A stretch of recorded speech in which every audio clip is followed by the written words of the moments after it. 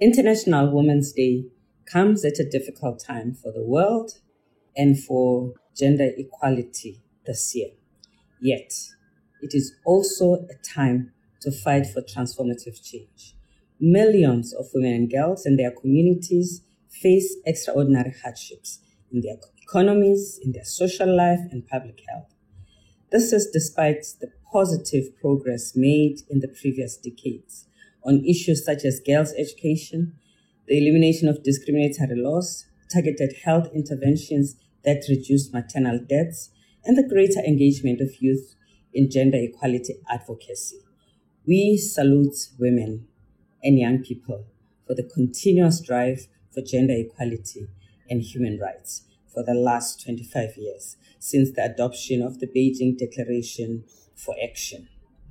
We look ahead to the solid opportunities presented by Generation Equality Forum and the Generation Equality Action Coalitions that will address the unfinished business that was started in Beijing 25 years ago. This is especially important as progress in women's representation has been unbearably slow, and it has affected the pace of change for women overall. Women are still mostly absent where decisions are made, and we further lack policies that promote women's leadership. In 2020, as a global average, women made up only 25% of national parliamentarians, occupied a global average of just 16.9% of board seats, 4.4% of CEOs, and just 13% of peace negotiators. Only 22 countries currently have a woman as a head of state or a head of government. This is clearly not good progress. Of course, we celebrate some breakthroughs of women that are at the helm of organizations such as WTO, IMF, European Central Bank, and call for more such appointments.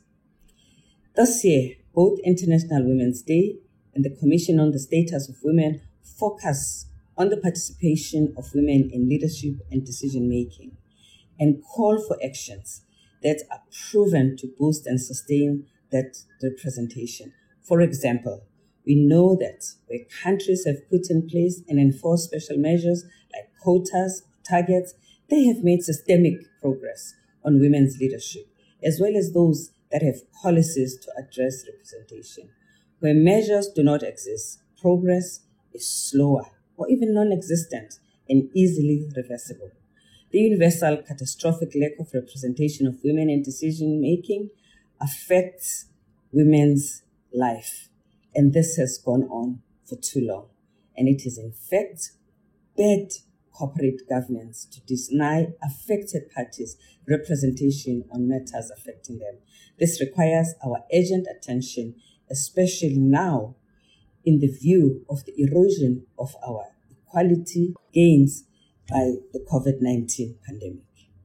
During COVID-19, we've seen increased violence against women and girls. Schools dropout rates have increased. Women at extreme poverty is growing, and women have lost jobs at a much higher rates than men. There is lack of much needed digital skills as well.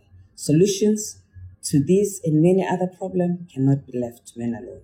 Women's full participation in decision-making and in the recovery process is key. Currently, only 3.5% of national COVID-19 task force globally have equal numbers of men and women. This is not good, as it will retain the status quo. So we have to draw the line. No country prospers without the engagement of women. We must draw lessons from women leaders and their experience of handling the pandemic. We need a recovery plan that brings measurable relief and respond to the identified needs. So in this International Women's Day, as well as in the Commission on the Status of Women in every way, we need bold decisions so that we can build back better, which means building back in a gender-responsive manner, in a greener manner, in an equitable and an inclusive manner.